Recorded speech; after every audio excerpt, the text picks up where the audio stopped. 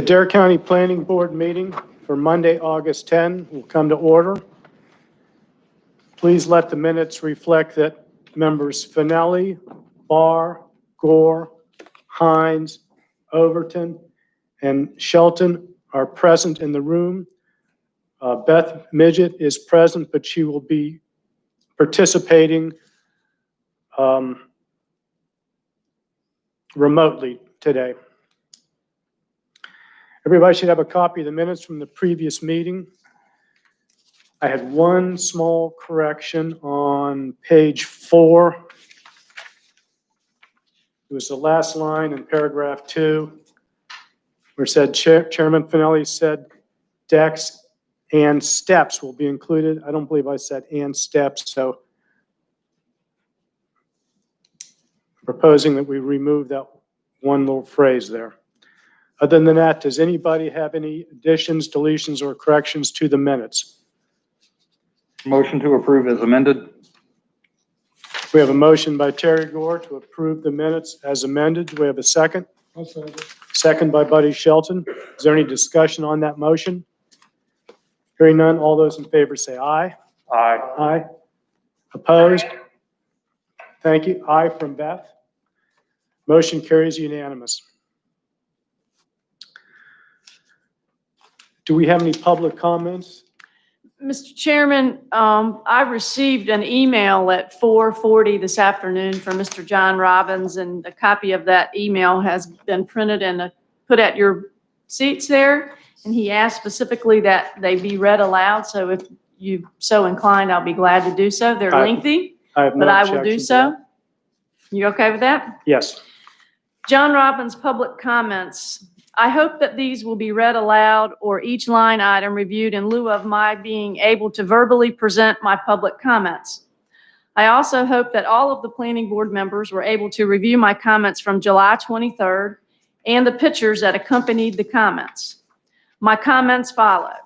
Number 1, 60.04 definitions. A, put the definitions in alphabetical order. B, add definition for improved surface material that would incorporate roadways, parking areas, and travel trailer site.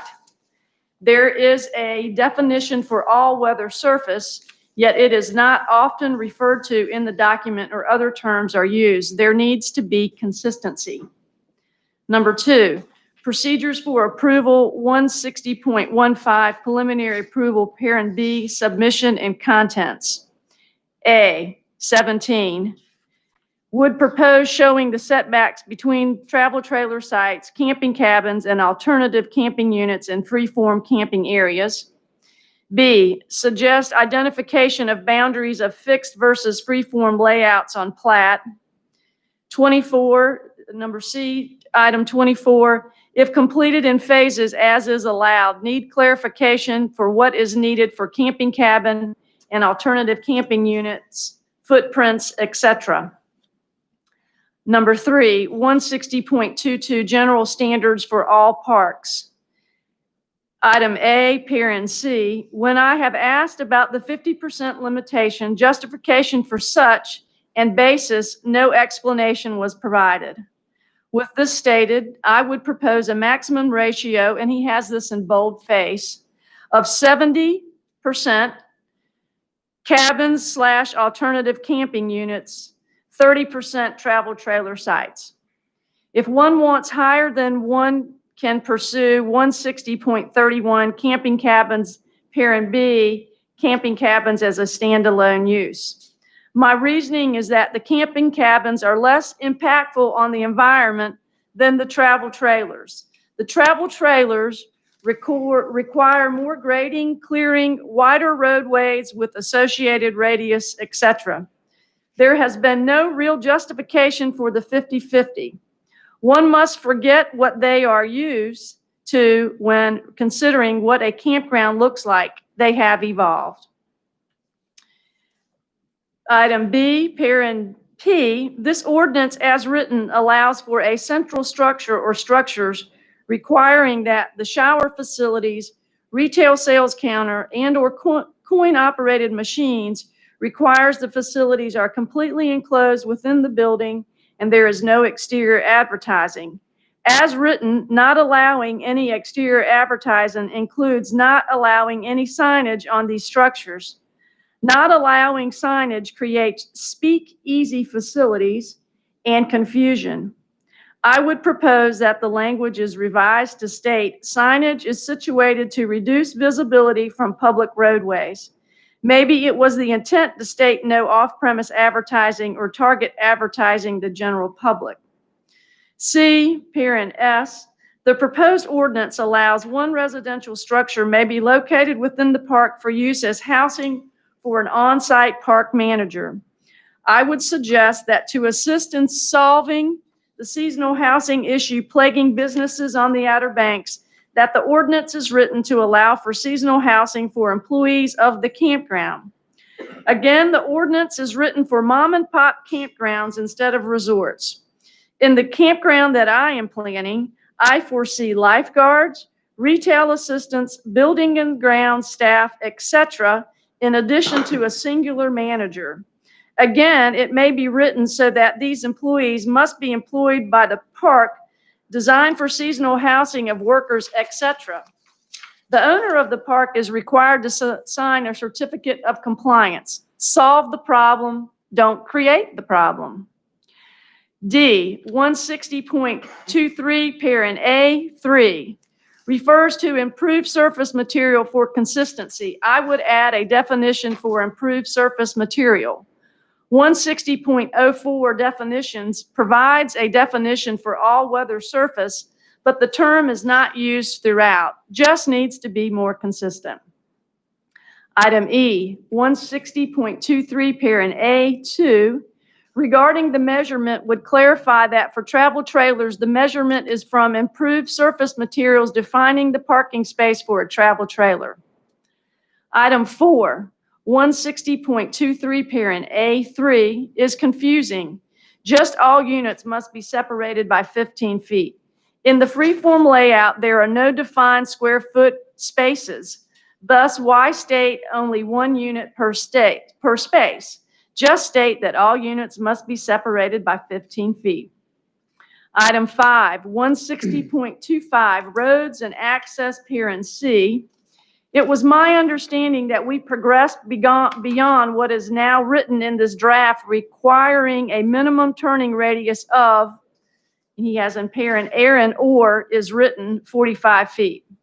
It was my understanding that the board had agreed to allow for NCDOT approved turnarounds to provide access as deemed appropriate for access and safety rather than the typical cookie cutter 45-foot minimum radius. Item 6, 160.31, camping cabins. A, parent A, request that alternative camping units are listed in this section. It is just confusing where alternative camping units are dealt with. Are they intended to be part of the ratio? Item 1, I, small I, A, number 1. Again, 70-30 ratio versus proposed 50-50 ratio. Again, the camping cabins and alternative camping units are less impactful than the travel trailers. Item B, parent B, requests that alternative camping units are listed in this section. Item 7, 160.32, alternative camping units and camping tents. Item A, parent A, number 4, states that parks cannot consist entirely of alternative camping spaces. I assume that alternative camping spaces, no definition provided in 160.04 definitions, is referring to camping space or alternative camping unit. Again, there is no definition for alternative camping space. I would request that a park could consist entirely of alternative camping units and meet the requirements of 160.31, parent B. 7B, parent 7, I would request that parking is reduced to 1.25. The majority of the cabins allowed by the 900 square foot restriction are going to be one bedroom with some 2-bedroom as designed for a family. From staying in these facilities, the total number of guests in each cabin are restricted by management. 1.25 spaces per unit would provide sufficient standards to accommodate additional vehicles based on personal experience and studies. Requiring 2 per unit is overkill. Item 8, 160.34 year-round placement of units in park. A, again, in past meetings, the board was not going to limit stays to 30 days in camping cabins and alternative camping units. The developer has to sign the certificate of ownership agreeing to operate the park based on the terms as governed in the ordinance. Simply write that no annual leases are allowed for camping cabins or alternative camping units. We don't put this restriction on motels/hotels, cottages, travel trailers, etc. And as has been implied, no, I am not trying to backdoor a subdivision. If I wanted a subdivision, I would have simply applied for a subdivision rather than spend all this time working to improve the ordinance. Number 9, size limitation of camping cabins and alternative camping units. Item A, I would suggest that instead of 900 square feet of gross floor area, that it is revised to read 900 square feet of enclosed and unenclosed space and all other improvements. Steps, stairs, and stairways shall not be included in this calculation. B, further, it was implied that the original numbers that I stated for the KOA. I was forwarded nearly 50 pages of tax records showing the measurements for these structures. I based my measurements on the roofs as shown in GIS. Open inspection of these structures, I observed that the roofs of the structures I referred to had 2-foot overhangs, but my measurements were not that off. Item 1, page 18, and he's referring to these page numbers to the attachments that I got from the tax appraisal office that I sent to Mr. Robbins that you guys have not had the benefit of seeing, so I apologize for that. Illustrates a cabin with 770 square feet of heated space and an additional 1,625 square feet of deck for a combined square footage of 2,395 square feet, not inclusive of any stairs. Again, this is 2 combined units connected by a shared deck, but it is much larger than 900 square feet that is proposed. Page 21 illustrates a cabin with 770 square feet of heated space, 1,648 square feet of porches, and 48 square feet of open porch for a combined square footage of 2,466 square feet. Again, this is a combined unit. Page 27 is a singular unit consisting of 408 square feet of heated space and 646 square feet of deck for a combined square footage of 1,054. One may continue to scroll through the document, but most of their units are combined with square footages larger than this ordinance allows. KOA, Kampgrounds of America Incorporated, based in Billings, Montana, is the world's largest system of privately held campgrounds with almost 500 locations across the United States and Canada. The footprint of their structures is much larger than the 900 square foot maximum that we are proposing, inclusive of heated space, decks, and other improvements, less stairs, steps, and stairways. Also, they recognize that it is more beneficial to their business model to combine the units, something that I am not proposing. Thus, one needs to look at the combined heated square footage of the space that share a deck and separated by less than 15 feet. The combined heated square footage of these units is 770 square feet. The deck of the KOA single unit, as cited above in item 3, is 646 square feet. I would propose leave it at 900 square feet for all improvements, less stairs, stairways, etc., or revise it to read heated or enclosed living space exclusive of decks or screened areas shall not exceed 600 square feet, and decks shall not exclude 300 square feet for camping cabins and alternative camping units. Don't do something that prevents one from competing and offering a similar product to the large multinational KOA. Why protect them in this manner? And that's the end of his comments. So we have done as he's requested, and they have been read aloud into the record. Thank you for indulging me in that. Do we have any other public comments? I don't have any. I haven't received anything else. Okay. I want everyone to make sure that they're looking at the August planning board draft, because I know we've had a couple of these. Now, I want to go through this thing page by page, but before we do that, I want to jump right to the two big issues. One is any limitations that we might recommend on size of cabins and alternative units. And then the second thing I want to get into is the mix within a park, whether we want to have any kind of requirements that a certain percentage must be allocated to travel trailers or anything else. So those seem to be the two big issues. Now, on the cabin size, there is no magic number. We started out a couple months ago, I mentioned 400 square feet, and the only reason I mentioned that was something I had seen in other ordinances, and it also corresponded to what I've experienced within national parks. We then had some comments that, maybe that was too small, and we got up into 600 square feet. And then last month, we started talking about 800 or 900 square feet. Now, it'll be up to the commissioners to actually decide what they want to do on this, but we need to make a recommendation.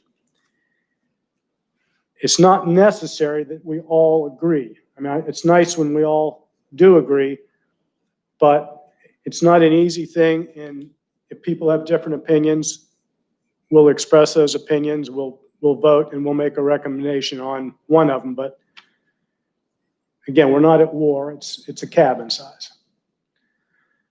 So I want to talk about that, and then we'll get into the ratio of the mix.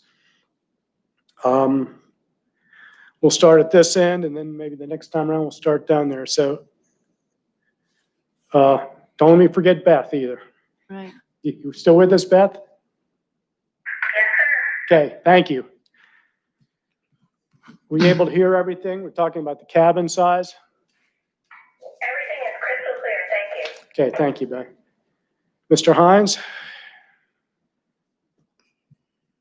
I mean, I don't really have a lean one way or the other. I mean, I just don't. I mean, I personally think when you're at a campground, it's usually a little bit smaller than, I think of camping, right? I meant to look at the place in Hatteras or Frisco that's on the right that has little cabins. I don't know what the square footage of those are. I meant to look at that before I got to the meeting. I can almost say 900 might be too much. I can get behind 700. I mean, I don't know that there's a right or wrong answer. I just think, when I think of camping, I think of camping, Yeah. not staying in a condo. And I don't know if that answers the question or gets the conversation started, but It gets it started. Well, at some point, we're going to have to take a vote, but yeah, I understand. Thank you. David, Mr. Overton? After doing a lot of reading and research, and actually I spent quite a bit of time in campgrounds myself, because I enjoy camping for the sheer fact of that it's called camping, which I'm not going to be there for maybe 3 or 4 days at the most, a week at the most. I think we're getting away from 900 square feet and decks and porches. I think the purpose of camping is lost in that. It almost gets to the point where we're trying, it sounds like it's a mini luxury house, which is not what camping is about. It's a 2 or 3 day event. You're here, you're gone, and that's the end of it. Yes, some of the cabins are nice where they do have heat, air conditioning, hot and cold running water. That's great. But, the addition of decks and porches and swings and, I think it's a little bit overkill. Okay, do you have any particular size that you would recommend?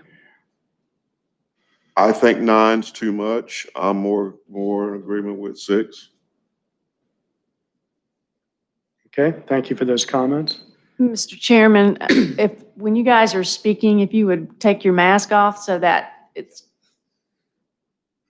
not muffled during the transmission, I'd appreciate that. Thank you.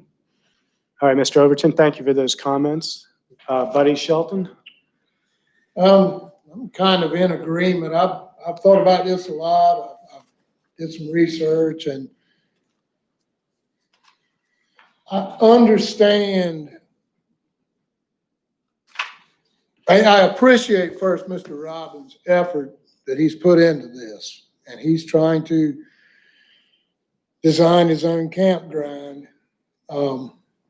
We're trying to design a travel trailer park ordinance that's going to fit hopefully everybody. I've been a little hung up on the 900 square foot. I can't separate myself from, like Mr. Overton said, camping versus luxury staying, I guess, so to speak. I think personally, I've been in the enforcement business for a long time. I think 900 square foot is too large for a camping unit. And I've been thinking about a lot of his comments. Some of them were good, some of them maybe not so much.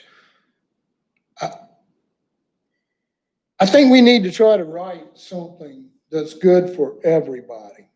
The 50% ratio, I think is a good thing. And we talked a lot last time about having, so to speak, manager's unit in the travel trailer park, which I thought and think is a good thing. And trying to house all the employees that may be involved in a venture as big as Mr. Robbins is proposing, I guess. How many units is that? How many units are we going to call workforce housing? I'm not sure that's what we're trying to, or should be trying to accomplish here. I don't know. I want to hear the rest of the board's comments before I move on with some other things I have in my mind, if that's okay. Well, do you have a number in mind that you think would be good as far as square footage? Well, when we first started out, we were talking about 400 square foot. 400 square foot is kind of small. And then we went up to 600. I'm kind of like Mr. Overton. I think 600 would be a good number. I think 900 square foot, we're getting into a not so small house. And so I would be happy with 600. I think it would serve the intent of what we're trying to do. And so I'm going to say 600 square foot. And the 50% ratio, I've been good with that all along. All right, thank you. Beth, would you like to make a comment on that? What you think would be the appropriate size limitation on cabins and alternative camping units? I can, is that all you want me to comment on? Yes, please. Just the cabin size at this point. Okay.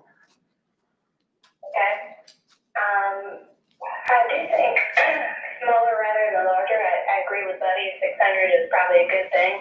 I do have some other comments, but I'll add them later in the discussion. Okay, I'm going to repeat what you said just for the record. Beth was in agreement with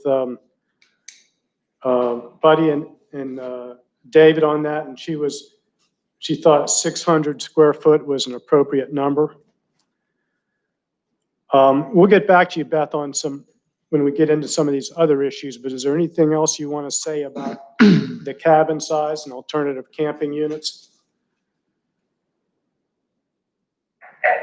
not on the size. I mean, in the comments that Donna read, from the person that submitted them, I mean, limiting the state, we'll get into that later. Okay? Okay, thank you very much for those comments. Mr. Barr, Michael Barr? I would tend to agree with the 600 square feet. And my only question would be, would that include decks, or would you still have an allowance for decks over that 600 square feet? Well, what would be your recommendation? Well, Mr. Robbins recommended 600 and 300, which I'm not opposed to that. I think that there ought to be some allowance for, if the actual unit itself is going to be maxed out at 600 square feet, then there should be some decks around it to allow for outside sitting and whatever. Okay, thank you. Terry Gore? The beauty of going last gives me a chance to hear what everybody else says. I go last. They get to observe some of this. I think I'd be remiss not to point out a few things. First thing I'd be remiss not to point out is that I'm not a camper. I don't see me ever really utilizing a facility like this. At the same time, because of that, I find myself in the situation I often find myself in, which is I don't have a lot of personal knowledge, so I feel like I need to listen to what others say and sort of amalgamate my own opinions based off that. I certainly can appreciate the concept that most folks who do camp on this board are saying 400 to 600 square feet would be sufficient. If the comments that I've heard tonight are accurate and Campgrounds of America are proposing units at the size that has been documented in here, I would certainly hate to handicap any local business person from being able to compete with KOA. I am unapologetically in favor of trying to help the economy of Dare County grow as much as possible. And for me personally, with all the information that I have seen, in order to limit size but remain competitive, I think that the 600 square feet of enclosed area with 300 square feet of decking is probably the best compromise overall. And that's my personal opinion, not based on any experience, but just what I'm hearing from multiple people in and outside of these rooms. So, thank you. Okay, thank you for those comments. My experiences in camping are a little bit more rustic. I guess if I was going to have a definition of camping, it would include outdoor cooking. I mean, to me, that's what camping is about. You're either on a fire or you're on a grill. Obviously, there's people in motorhomes and other units that they're cooking inside, but camping it's really an outdoor activity. There is no really right answer on this. I think different situations would yield different results. But I'm kind of looking at Dare County and what has traditionally been a campsite and trying to expand on that a little bit. I initially started out thinking 400 square foot was a cabin size, but based on other comments, I think 600 is more appropriate, plus some decking. That's not to say that what John Robbins and other people are proposing, there may be a place for that, but I don't think it's in this travel trailer park ordinance. I do believe, like Mr. Shelton said, when you start getting up to 900 square feet, you're into some small houses. It's bigger than a lot of Manhattan apartments. And I'm thinking more about camping. So I'm in favor of the 600 square foot maximum size on the enclosed area of a cabin or alternative camping unit. That seems to be what a majority have to say. But again, the commissioners will be addressing this, and I want all of the comments included. I want Terry's comments included because he's a professional in the resort industry, and he made some very good comments about, helping Dare County businesses. So I'd like those comments included. But it seems to me that we've had 6 or 7 people seem to be comfortable with the 600 square foot enclosed area. Does that seem to be a consensus? And what about decks? We've had, on the travel trailers, you're allowed a 100-foot deck. So do you want to have 100 square feet. 100 square feet, Right. not including stairs? Do you want to have a number that says like 600 enclosed, or do you want to do a larger number that includes decks, or in other words, separate them or put them all into one?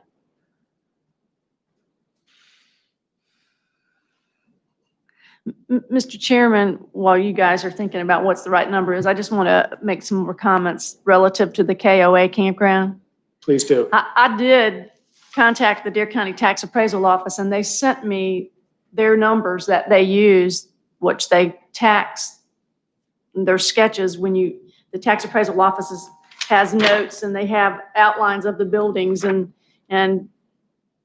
I'm not sure where Mr. Robbins is pulling his numbers from, but those numbers that the tax office sent me show units that are 35 by 11.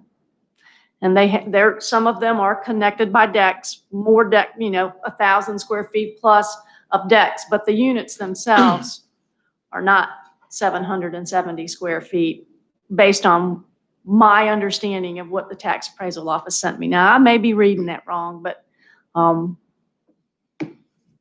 the units down there at KOA, they are considered travel trailers. The elevated units were put in after Hurricane Irene, back when Buddy was the Dare County building inspector, because he'll recall this. And at the time that Irene impacted Dare County, they had smaller, for lack of a better term, a wooden tent set up in KOA that were on the ground, and they got all busted up. And KOA has been in place since before there was any zoning on Hatteras Island, and probably it might have even been there before there was a travel trailer park ordinance. I'm not sure about that, but those units are constructed as an RV. They are considered an RV, and under the flood ordinance and the federal flood laws, when you have a travel trailer that's going to be there that's not highway ready, you have to treat it as a mobile home and elevate it. So they're travel trailers, but they're elevated like it's a permanent structure. And yes, they do have decks around them, but those were allowed to go in lieu of those older wooden tents that didn't really meet any standard. And quite honestly, that was a trade-off for the wooden tents, but they are considered recreational vehicles, and they are, we had documentation submitted at the time we permitted them that they're travel trailers, just for the record. And so. And I'd like, could I add something to that? Sure. I thought, and I'm going from memory here, so bear with me on that, but I thought they were limited to 400 square foot. The park model unit. And I could be wrong about I don't remember them being considered as park model units. That's a different animal. Yeah. But anyway, I don't want there to be this acknowledgement that we're trying to limit somebody or that we're protecting KOA, when in fact that's not what we're doing.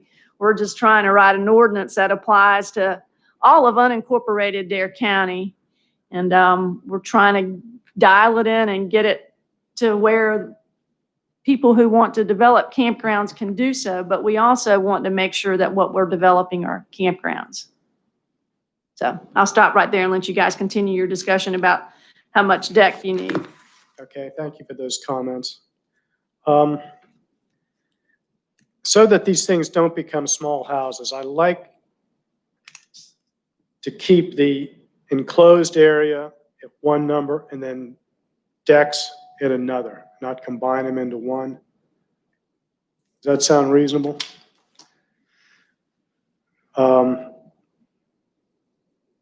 would kind of, We'll start down with Mr. Okay. Gore.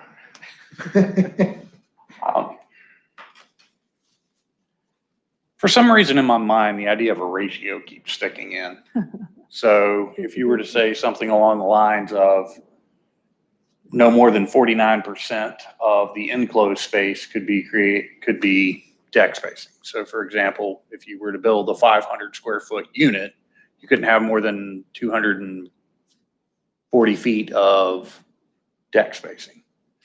Something like that, because you do want it to be proportionate to what you build, but simultaneously, you don't want to try and circumvent something, the spirit of something, by being able to exceed a reasonable amount of decking.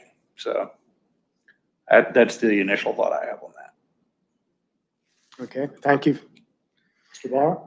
well, in thinking if we go along with 600 square feet, I mean, you could figure all different kinds of ratios of how wide that is and how long it is, but let's just say it's 20 by 30. And if you were allowed to have a deck on the long side, if it was 10 by 30, that to me doesn't sound unreasonable. I agree with Terry that maybe the size of the deck should be proportionate to the size of the campsite or the camping cabin, whatever the enclosed space. But I think that probably would be the case. I think that, if somebody were gonna build a campsite and they were gonna make it 500 square feet or 400 square feet instead of 600, they probably wouldn't build a 400 square foot campsite with 300 foot deck. Thank you for those comments. Beth, do you have any recommendations on how much decking should be allowed? I think it needs to be proportionate with what the structure is. I don't think you need anything that is,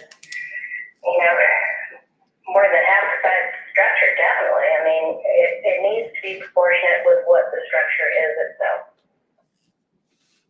Okay, any particular ratio or number?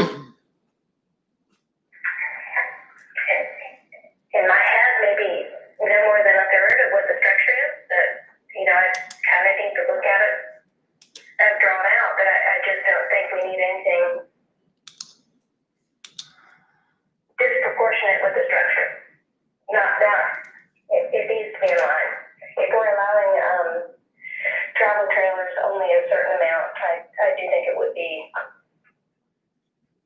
prudent to do the same thing with those structures. Okay, thank you. Beth's recommended that we keep the units proportional as far as enclosed space versus decking, and the number that she threw out at this time was a third. So if something were 600 square feet of enclosed area, you could have 200 square feet of decking. Buddy? Mr. Chairman, what you said a while ago is about what you envision camping to be is kind of like what I envision camping to be. If you come down here to go camping, I think you want to cook out, you want to barbecue on your grill, you want to spend some time in the outdoors. That's pretty much what Dare County is about. So I think it's equally as important to have outdoor space as it is indoor space. If you're coming down here to stay in a camping unit or a cottage or whatever it is, do you really want to spend your time inside watching TV or whatever? So make a long story short, I'm good with having a proportional size deck to the amount of indoor space, whatever the rest of the board is good with. I'm good with what Beth said, 600 square foot, 200 square foot of deck, whatever. The 900 square foot doesn't bother me as a footprint. The 900 square foot of living area is beyond what I envision camping to be. So if we go with a 600 square foot limitation on an enclosed living area or heated area, then a couple or 300 square foot a deck is good. If we hold with the original 900 or drop it to 8. Because if you're going camping, I think it's just as important to have outdoor space as well as indoor. Thank you. Mr. Overton? I am gonna be in full agreement with Buddy on, with Shelton on that one. I mean, cause that's the whole point of you going camping. Yes, it's to spend time outdoors, you know, whether you're grilling or playing horseshoes or ball or wherever, you're just sitting out on the deck on a cool afternoon, enjoying new friends or family, whatever. So I'm also okay with the size being proportionate to the size of the structure itself. And if it, you know, if it's 200, I'm okay with that, you know. For, you know, if that's 1/3 of the 600, you know, I'm okay with that. Okay, do you have a preference over, say, 1/3 or 1/2? I would be more reluctant to go probably with 1/3 and 1/2. Okay, thank you for those comments. Because you know, when you were talking about roughing it, so I think anything above and beyond that, we get out of camping and then we get into luxury living, which then you might as well go get a condo. That's my feelings. Okay, thank you. Mr. Hines? I'm good with the 600 and the 300 as long as it's in the footprint like Mr. Shelton had indicated. I think keeps everything in line. However you get there. Okay, thank you. First of all, when we're talking about the 600, we're talking about enclosed space, not just heated, but enclosed.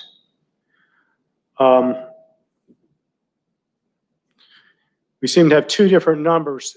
Everybody seems to like the proportional aspect that Mr. Gore suggested, and we have two different numbers we're looking at here. One of them is 1/3, which on a 600-foot cabin would give you 200 feet of decking. So that's like, 10 by 20. Or if you go to a 1/2, you're looking at up to 300 square feet of decking.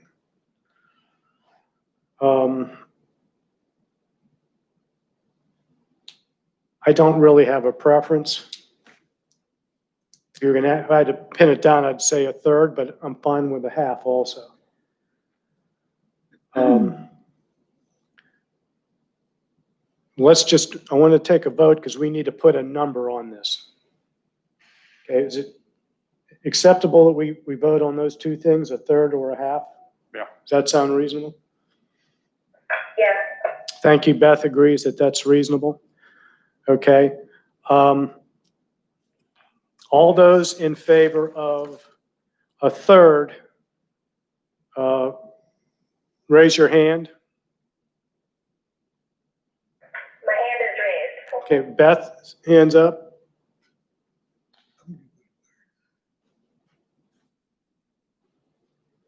So we got Beth, Buddy, and David are saying 1/3. How many are saying a 1/2?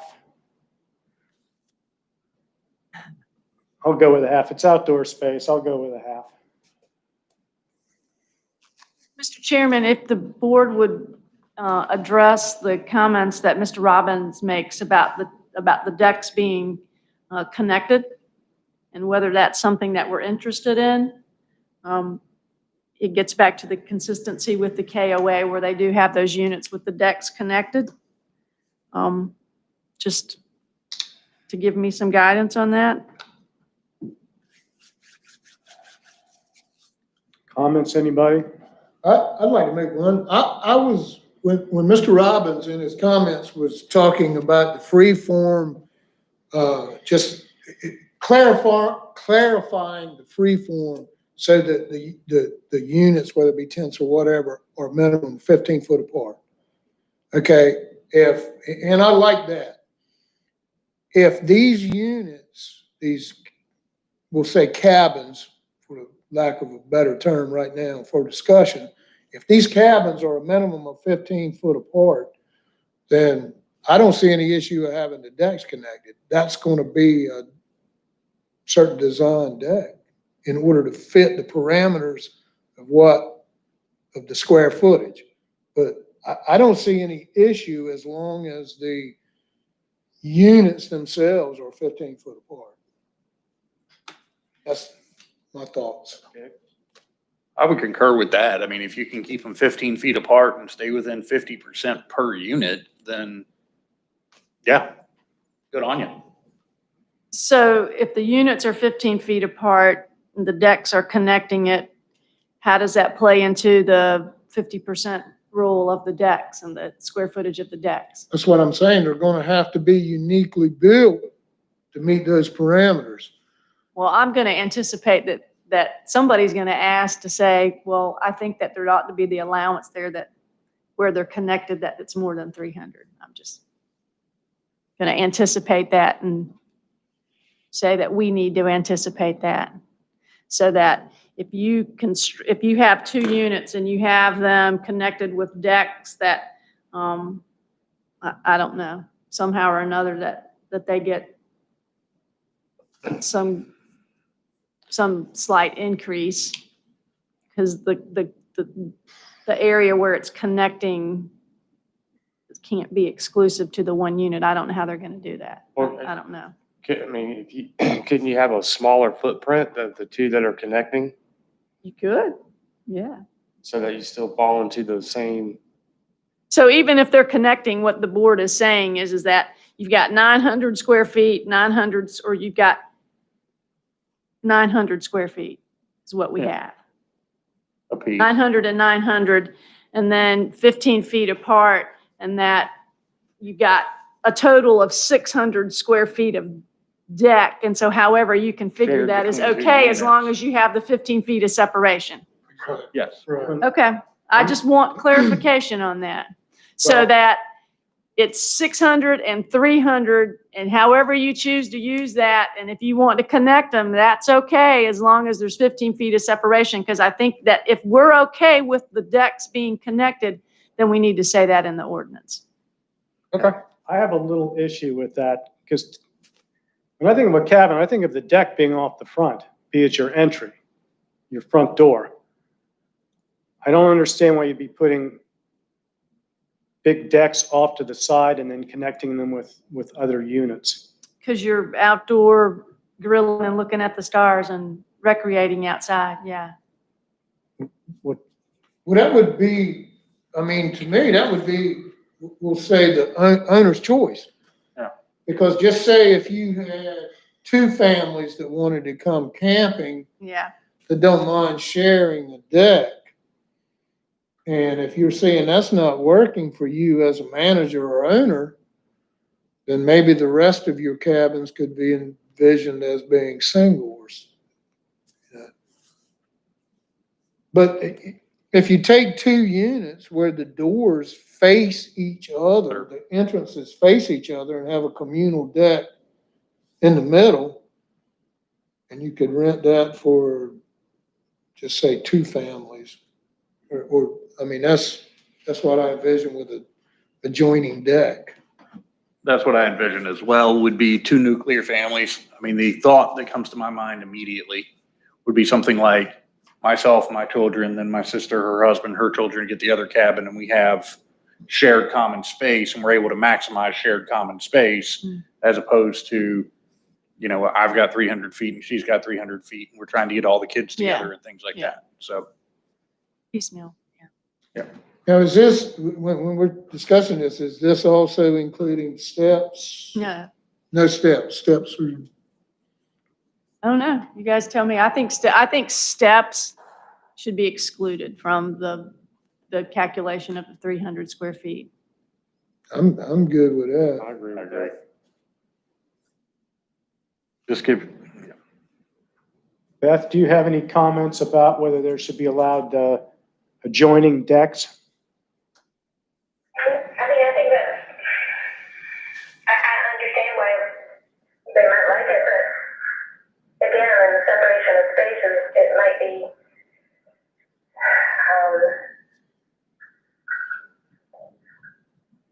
I don't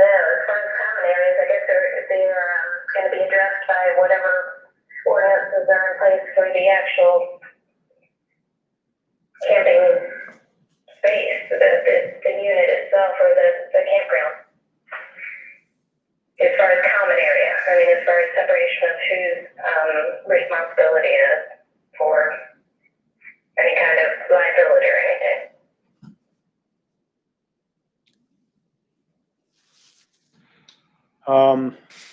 And some of that's going to be incumbent upon the individuals managing it. Yeah. Yeah, I mean, we can't micromanage how somebody wants to run their business. We can just set basic parameters for them, and I don't want to get too granular on it. yeah. I don't really see why somebody would do that, but then I guess I really don't have an objection to it. And personally, in my mind, I don't envision a large area where you have multiple things of these connected together. I would think that would be the exception more than the rule. So that's what you say then, is say that you can have 2 units connected, but you Or can't have, you yeah. can't have more than 2 units connected by Something decking. like that, yeah. Yeah. And I don't think it would be prudent for the developer to do that anyway, because I do think if I were going with just my family, it'd be a hard sell for me to rent something that would have common area. But if I were going with a group of people, I would prefer that. So, I mean, I think you do it, you make it where there's options for whoever's developing the land. exactly. Yeah. And let them, if they want to do it all that way, let them do it all that way. If they want to break 4 units out, let them break 4 units out. Let the engineers work on it, let them handle their development of their property. However they want to do it. If it doesn't work, then it's on them. My opinion. Okay, are we're going to recommend that this be allowed for 2 units or multiple units? Again, I don't see a big demand for having all these common decks, but we got to address it. I'd say 2 units, because that would allow a family, well, I say a family, that would allow a couple people in a family anyway. There's no perfect scenario here. I don't know.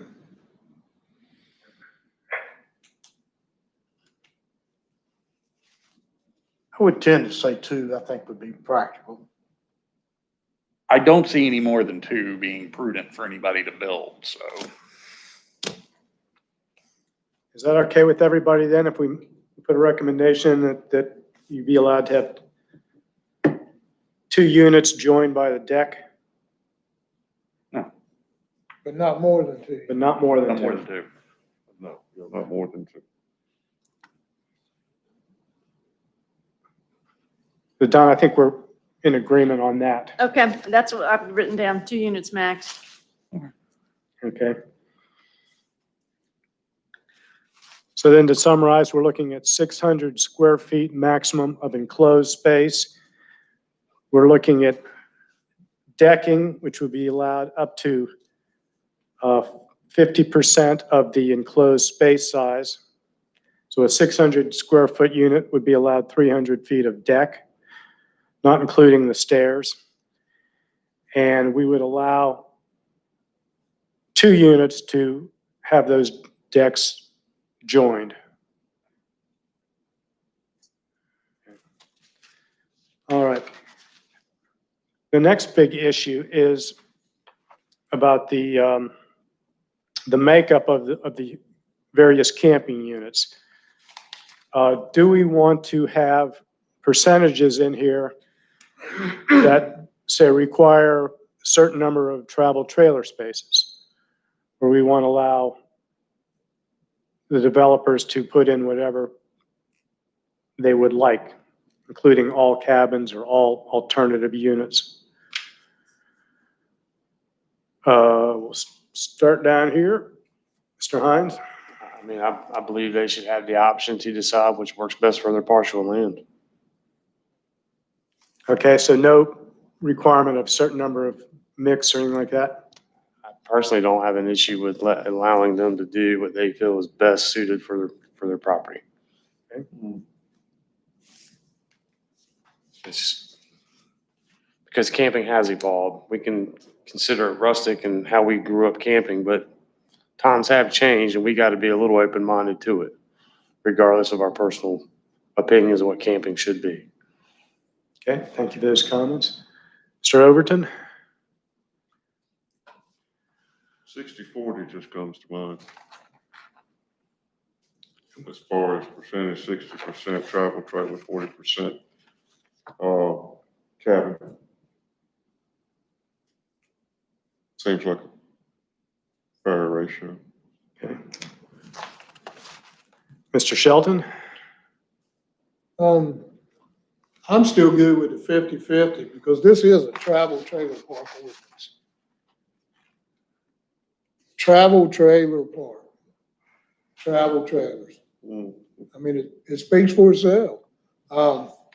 So allowing 50% of those to be basically permanent stationary units. I'm good with 50/50. Okay, thank you. Beth, do you have any recommendations on what the mix should be among the various units? I do think it should be mixed. You know, 50/50, 60/40. I think I'd be okay with either or, but again, I think what Buddy said is that it's a travel trailer ordinance. If we need to do something different, then we need to do something different, and I'm not opposed to that. But as long as we're putting it under this, I do think it needs to be mixed. Okay, thank you very much. Mr. Barr? I'm good with 50/50.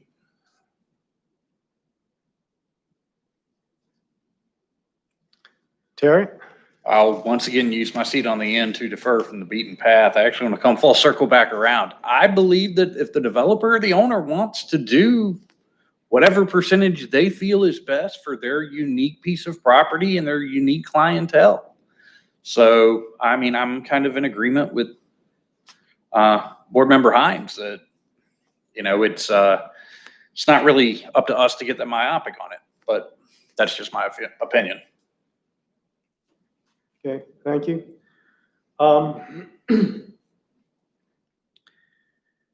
This is a travel trailer park ordinance, but it's also a campground ordinance. And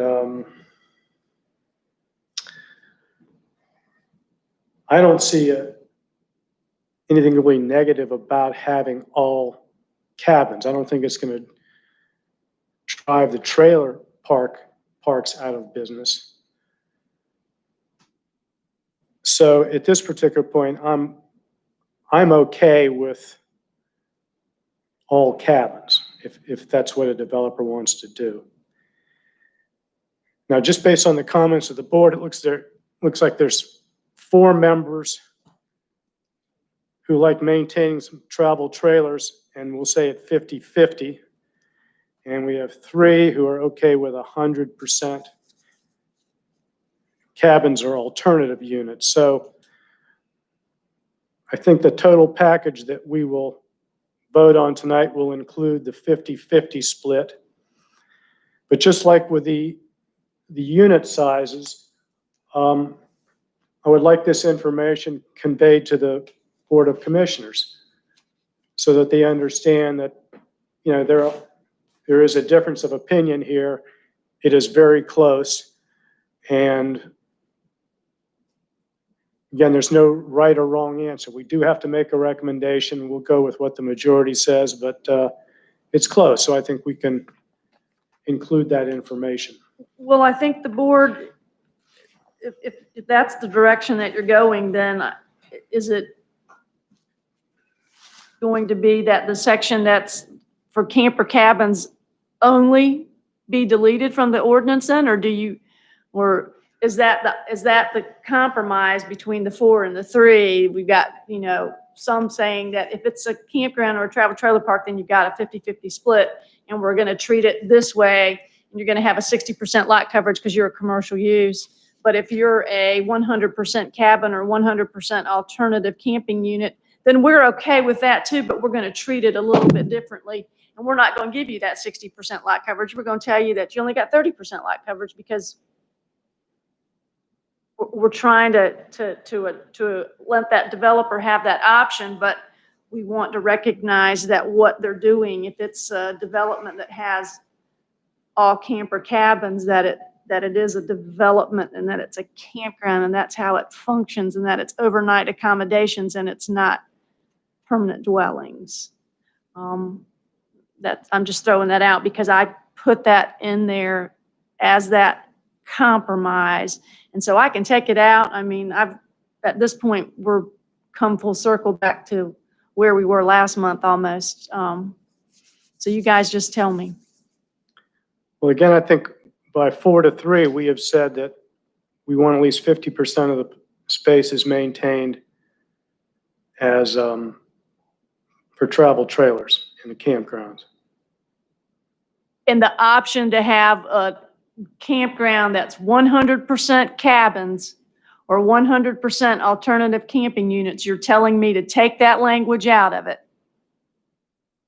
In the draft that goes to the Board of Commissioners, I want you to be very clear of how I'm interpreting this. Take a vote, Mr. Chairman. I'll ask the people. I don't mean to delay the No, this is- discussion, no, but this is an important point. It is a very important point, and we're almost evenly divided on it.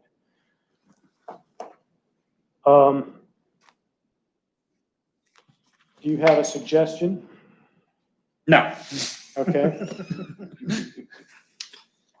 Yeah, I got nothing on this one. I mean, obviously, I was in favor of keeping it in there, but that's not the will of the board, so no.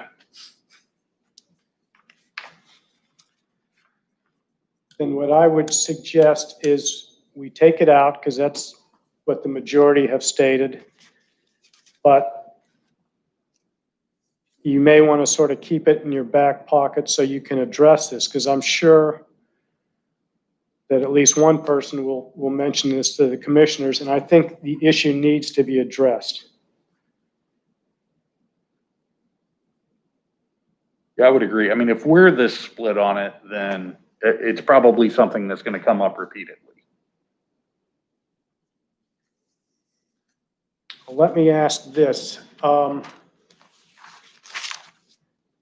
Let's say there were areas that were 100% cabins.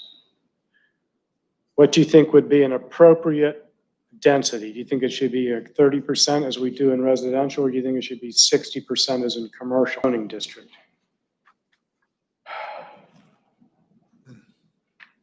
That's lot coverage, not density, but Yeah, lot coverage. apologize, lot coverage. I would think it would be more commensurate with residential because you're using it to house people as opposed to conduct commerce. I mean, I understand they're exchanging money for staying, but the purpose would be lodging as opposed to a place to run a business. My 2 cents. Do you have any suggestions, Mark? I don't know whether I really have a suggestion. I'm sitting there thinking about it, and of course, it depends a lot on the surfaces that they use, the roads and parking areas and all that. There are ways that they could, get technically a higher density by using materials that aren't hard surface. Mhm. I don't have a problem with 30. I don't have a problem with 60. I think as long as we got it, it doesn't make any difference to me. And I did throw some density language in there somewhere in the ordinance for those standalone camper cabin sites. The density being,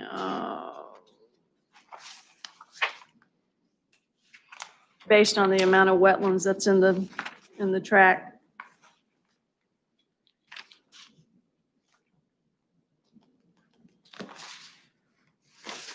Yeah, I recall that. Yeah, it's there on page 15. So maybe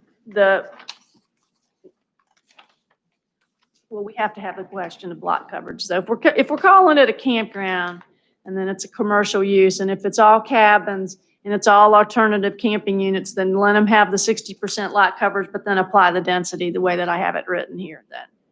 So that the density is graduated based on the amount of wetlands, and that would just be for camper cabins, standalone units, or alternative camping units. Camping spaces, it's 100%. Yeah, I think what you put in the draft for us to consider was good. Yeah.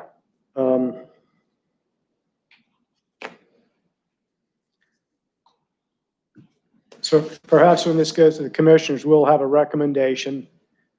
And then maybe you can mention in your report that we discussed this. And these are the provisions that were in our discussion.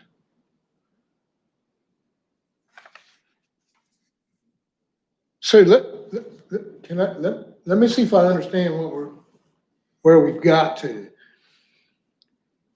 If we have I'm asking this, if we have a 50-50 split, then we could go to 60% lot coverage. Yes, it's If considered we a have commercial use. all cabins, for instance, we would do a 30% lot coverage like residential structures. Yes, that's Okay. that's how I have it drafted. Okay, yeah, I was just making sure that I understood it. Okay. I'm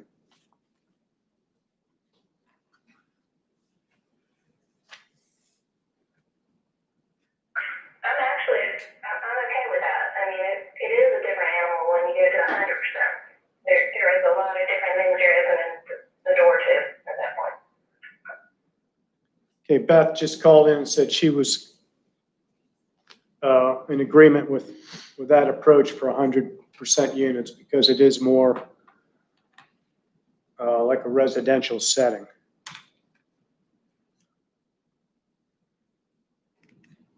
And the one thing I'd like to add was Mr. Rollins' comment where he said on number 8,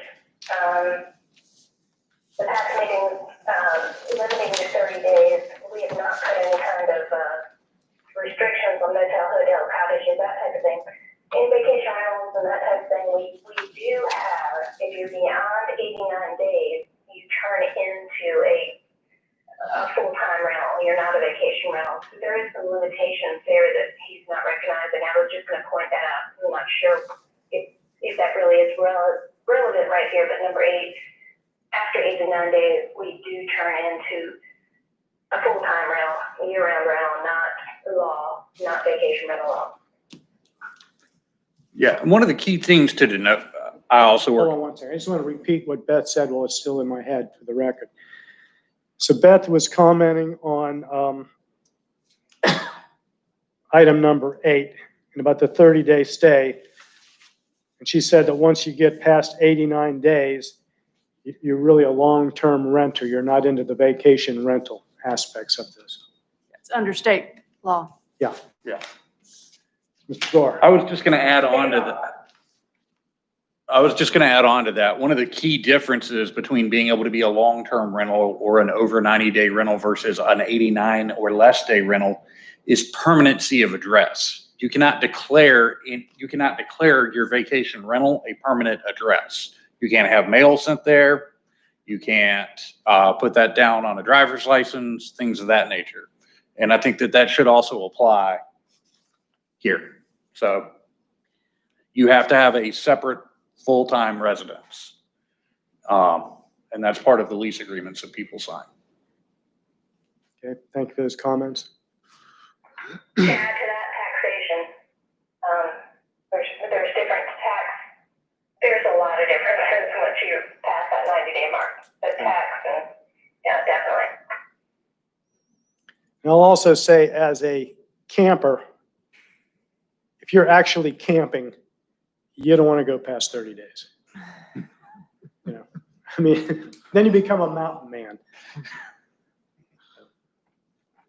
Donna, do you feel comfortable taking this to the commissioners with our recommendation, but also a little caveat of letting them know what we discussed on the 100% cabins? What I'm hearing is that the main part of the ordinance is putting forth that if you're a campground, you're going to be 50% travel trailers and 50% whatever else you want it to Or be, tents. 100% travel trailers, whatever, yeah, but minimum 50. But a minimum of 50%. So you can be all travel. You can be all travel trailers, but if you Yeah. want to have something in the mix, there's a 50-50 ratio that we're going to apply. 50% travel trailers and then 50% of the other can be tents, camper cabins, or alternative camping units, which are the eco tent type things. Then the ordinance also has language in there that says if you want to be 100% campground, that's camper cabins, then that's okay, but you're going to have a 30% lot coverage, and our density is going to be based on the wetlands as I've got written in the draft here. Now, the draft is written so that it's 100% camper cabins. It's not 100% alternative camping units. And that's what Mr. Robbins is getting at in his comments, that he obviously has some plan that he hasn't submitted yet, that he's envisioning doing 100% camper, not camper cabins, but these alternative camping units, these eco tents or some other sort of fancy tent, glamping of some sort.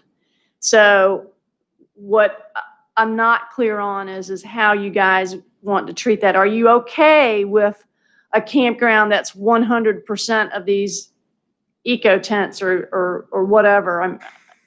Well, I don't think anybody's going to live in them on a year-round basis, No. but a 900 square foot camper cabin, I felt that there was a high likelihood that somebody was going to be living in them. I think that we've closed that door. So if we want to, I think the 50-50 mix was designed to apply to travel trailers and camper cabins. I wasn't really concerned about the alternative camping units because I think that's going to take care of itself. I don't think anybody's going to live in those. I may be wrong about that. Well, I think by a 4-3 vote, we were excluding the 100% cabin. But then I brought up the discussion saying, even though it's not in our recommendation, Right. it might be something that you want to at least present to the commissioner saying that we discussed this. But I'm going to open it up again to the board. I can certainly do that. I can present them a draft that has that in there that says staff wrote the ordinance this way, and it was a 4-3 vote of the planning board that not to have the mix so that there is not a 100% campground that's camper cabins. Not to overstate it, but a dissenting opinion, if you will. Yes. No, I'm going to say 4-3 vote.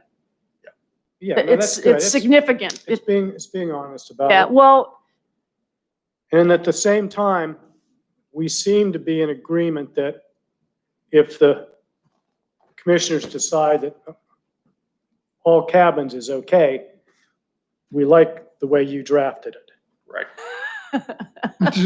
yes, We're sir. covered. I will make that known, okay? We're covering our bases.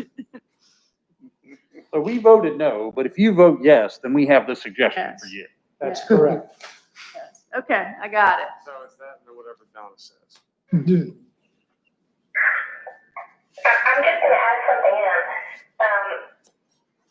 I don't think that square footage at 600 is something that would prohibit people from living there year round. I hate to say that, but the first house that I lived in here, when I moved here, was 400 square feet, and I did it for 3 years.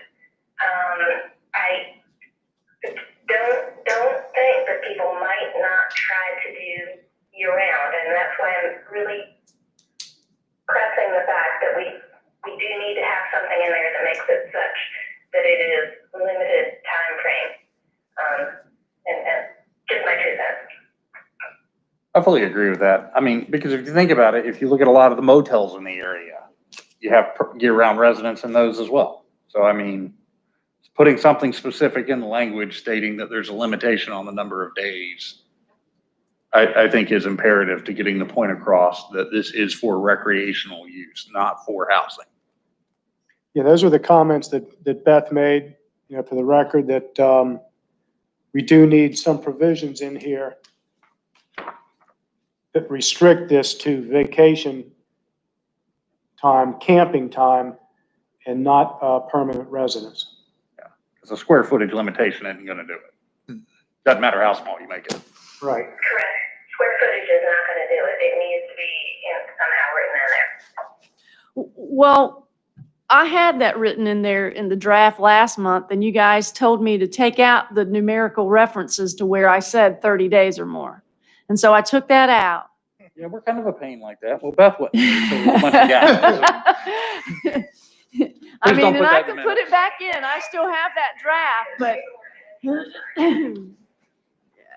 I mean, you guys just need to tell me. And I'm going to be very honest with you. We're all over the board tonight, helter skelter, and I would just as soon me write this all up and bring it back one more time, because I don't want to go in front of the Board of Commissioners and be less than sure of what you guys have recommended, and you guys not see it in context of what it is that I'm going to recommend to, or what I'm going to say, this is what the planning board has recommended, because we've bounced all around. I think we've narrowed stuff down. We got a cabin size. We got a 50-50 mix.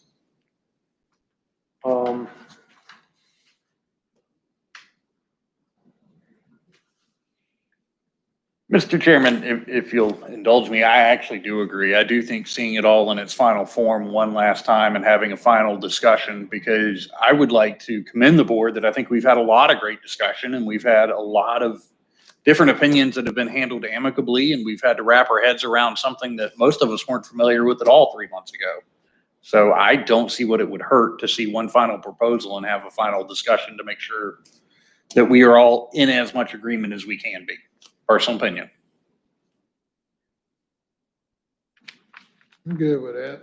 Let's I look at it on paper, what we've come up I with. see the heads nodding. Well, I think a lot of it has to do with we're all kind of unsure. Just want to make it right for everybody. Yeah. And we all have an opinion that I think it's all good spirited opinions that we may vary from each other a little bit on what that exactly may be. But I think at the end of the day, we're all trying to get to the same end result. And I agree with Donna. I think one last time, putting it down, let us just read it. Let me put it all in one format and have it so that it's not the mark through, it's not the deleted, it's not this, it's not that. So you see everything that we've had for 3 months of discussion, and you can read it in context as if it's a new ordinance in the way that it's going to be formatted if it was adopted that way, so that you're seeing it and you don't have all this other stuff to keep up with. Okay, well, we had it this way, now we've gone back to that way, so that you can look at it and see exactly what we've narrowed it down. We have made progress tonight. There's no doubt about that. I think we've got the size of the cabin addressed and the ratio, and I will pull all that language out about the camper cabins, 100% of a camper cabin development, and set that aside so that it is separate in the ordinance, but you guys can see it, so that when I take it to the Board of Commissioners, I can say this is alternative B that the planning board was less sure of. Okay, then, alternative B, it seems like there's a little bit of consensus that we should have a limit. Would the limit be 90 days, I like 89 days. 89 days? 89 days would be, commensurate with vacation rentals. I think that's, I think that's what the language needs to be. Camping, those people are not camping for that amount of time. Now, Donna, didn't you raise something like this up at one point? Sorry. Okay, Beth also liked the 89 days. So I think what we can just say is that occupancy of any units that are located in an approved campground shall be occupied consistent with the North Carolina, is it called the North Carolina Vacation North Rental Carolina Act? Vacation Rental Act. Okay. North Carolina General Statute 42-A. Yeah, there's a lot of exceptions for the landlord at that point, and also the vacationer, so I think it's probably pretty good. Okay, I think that's what we need to do is just reference that law. And that law in it of itself has the 89 days in it. It Okay. does. It has a lot of stuff. Okay, And I talk about it every day of my life. okay, very good. Well, people aren't too burned out yet. Do you have comments, other comments in this draft? Things that we need to fix?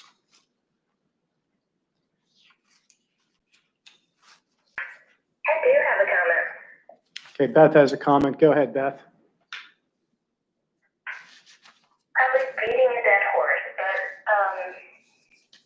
we kind of have to start somewhere. I really, my concern started with our meeting.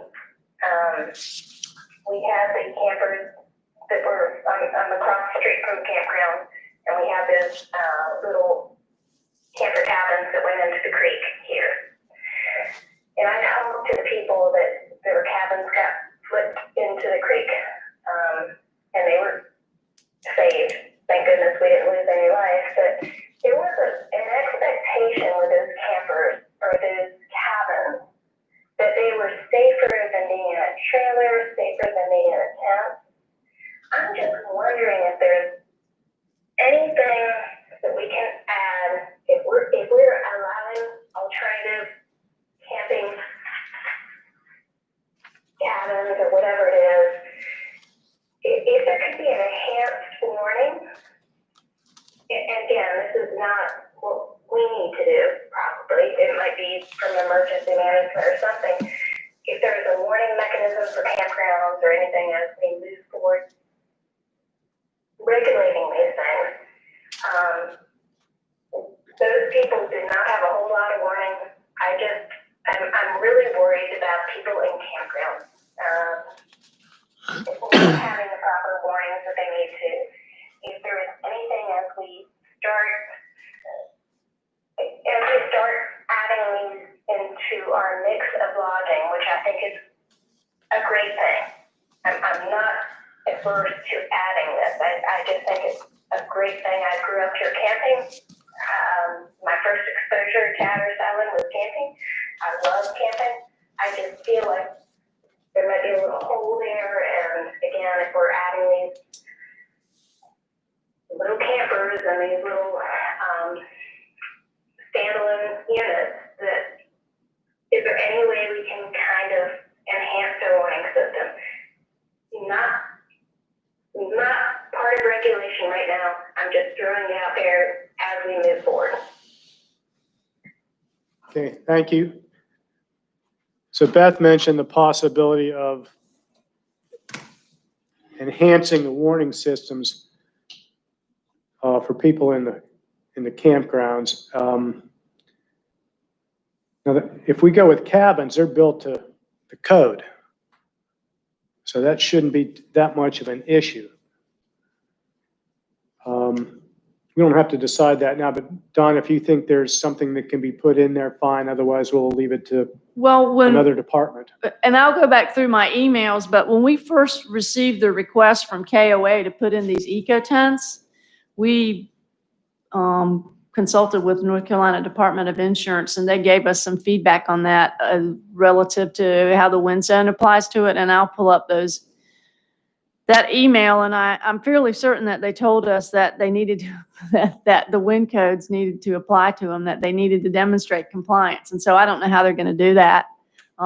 When you read the brochures will tell you that they're built to whatever codes they need to be built to. I'm kind of skeptical of that. I think what Beth is getting at, it might be something that's more appropriate for a site-specific review, particularly when it's a conditional use permit, that we could have the condition on the developer that they develop some sort of storm or evacuation plan, not necessarily evacuation plan, but they, just like Dare County has an emergency operations plan, they need to have an emergency operations plan for their campground.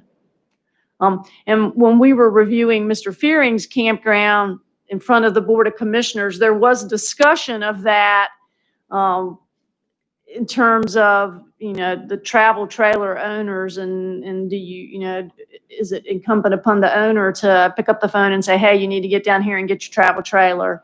And so I think, based on that discussion, Mr. Fearing was going to work something into his lease, but he was choosing to do that voluntarily. That wasn't a condition of it, but there was that discussion. And so I think that in terms of a site-specific review at a conditional use permit, that would be a reasonable and appropriate condition, particularly if it's a campground that features eco tents. There should be some sort of responsibility on the campground owner to make sure that his people are safe. Now, if it's a tornado that's blowing up, there's only so much warning you can give for that. But I think that's the appropriate vehicle for it is at the conditional use permit.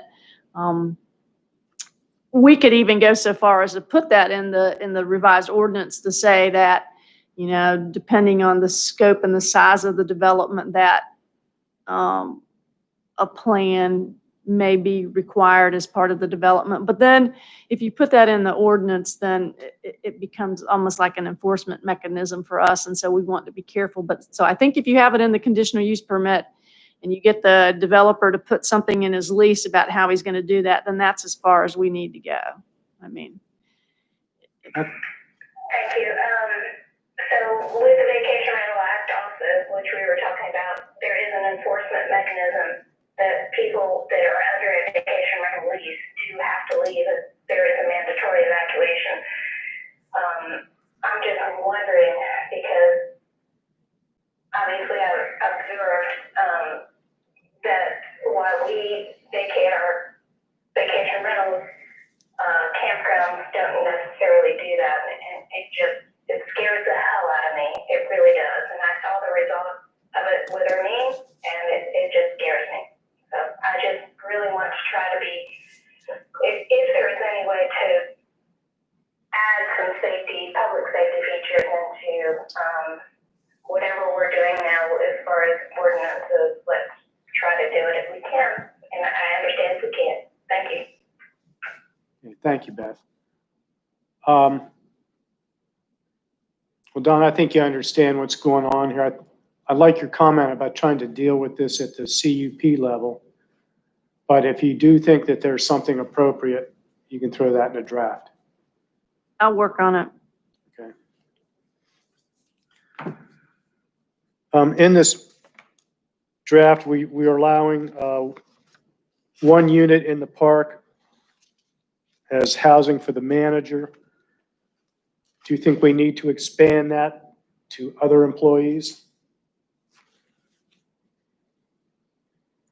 We'll start in the middle. We'll start with Mr. Shelton, because I know he has an opinion here. Yeah, I've got an opinion. I mean, I think we're getting into trying to develop the park somewhat. I mean,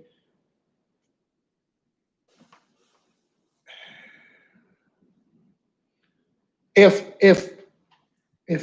we're trying to solve the employee housing issue,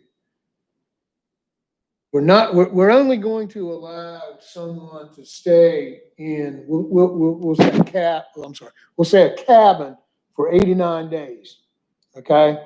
That's gonna, yeah. But management may need more than 89 days. So how are we going to distinguish between campers and employees? And I'm not trying to be funny about that, but that allows a more extended stay of employees. I know what I'm trying to say. It's not coming out exactly right. How do we as a board determine a campground's number of employees? Because potentially you could have a large number of employee housing extending beyond the 89 days. And then we're right back to the issue we're trying to resolve of camping versus more than camping. You follow what I'm saying? How are we gonna come up with a number of employee dwellings or housing units or camper units and make sense out of it? How are we gonna come up, because how can we determine the number of employees that a site may have?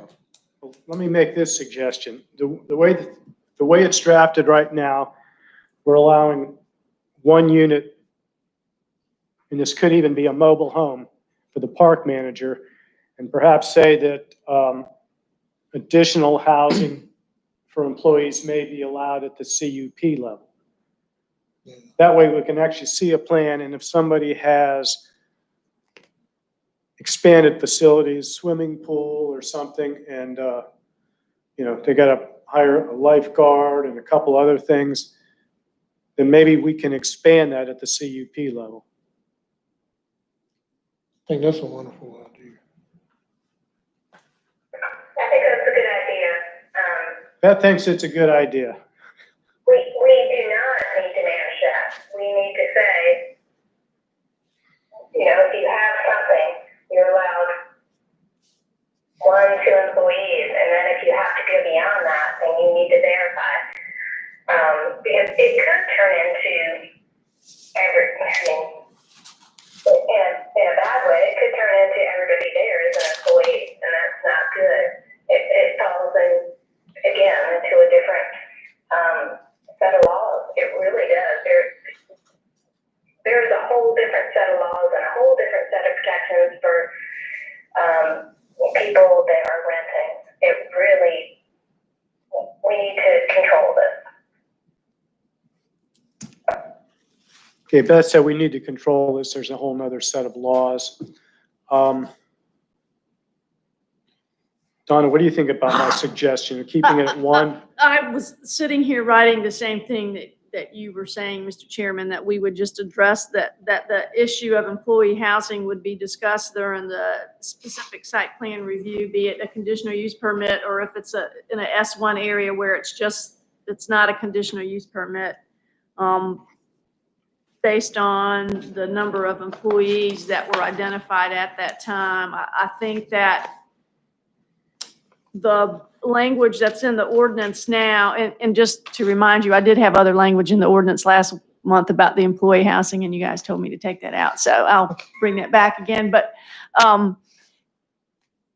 the language in there about the mobile home, I think, was because in the old days, there was a tendency to mix travel trailer parks and mobile home parks to where you would have travel trailers and mobile home parks and mobile homes and travel trailer parks. And so that language is designed to keep the two separate, but allow a manager to be there on site. And I think that just is indicative of the age of the ordinance, and that the on-site manager needs to be recognized, but that if there is other employees that are there, that we also need to have some flexibility in there and recognize that issue will be addressed during the site-specific review.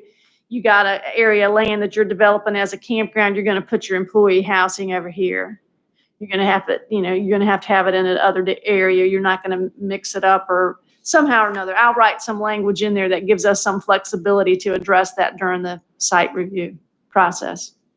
Because they're going to have to tell us the number of employees that they're going to have to have. We can see the facilities they're planning. You have some idea. Yeah. Okay. I mean, there has to be some rational, some nexus between the number of employees and the number of houses. Because if you come in and say you're only going to have, 5 employees, but you want to have 10 employee housing, they need to be congruent there, so.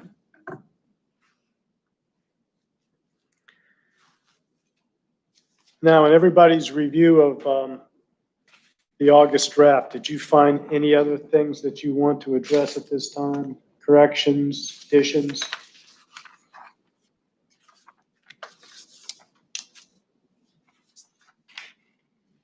Well, one thing right quick, to clarify, the 15-foot separation, We didn't have that in there on the free form. No, because last time the free form was just a very broad concept and the idea was to drill it down this month. But there was some discussion that 15 feet was appropriate, but it's 15 feet from unit to unit. And I'll try to get that language consistent throughout the ordinance this time so that, I mean, Mr. Robbins is right in him saying that if it's a free form, there's no square footage, and so you don't need to have that language in there about saying only one per space, because there isn't really a space. It's 15 feet apart, and a lot of that was just me cutting and pasting, and I apologize for that, but I'll try to clean it up and make it so that it flows in context, again, without all the strike through and the boldface and all that. I think you'll get it. And I almost did that this time, but I didn't want to get to a point where I was confusing myself with the number of drafts that I had.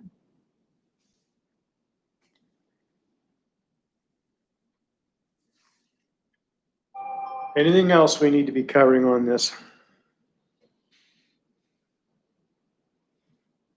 We're gonna knock it out next month, right? Yes. Yes.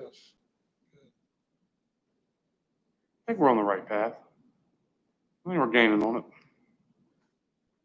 it. I think so too. Yeah. I think we've had some good discussions. Is there anything else for the planning board this evening? I don't have anything, Mr. Chairman. In that case, can we have a motion to adjourn? So moved. Second. We have a motion by Terry Gore, second by Buddy Shelton. All those in favor say aye. Aye. Beth says aye. Motion carries unanimously. Thank you, everybody.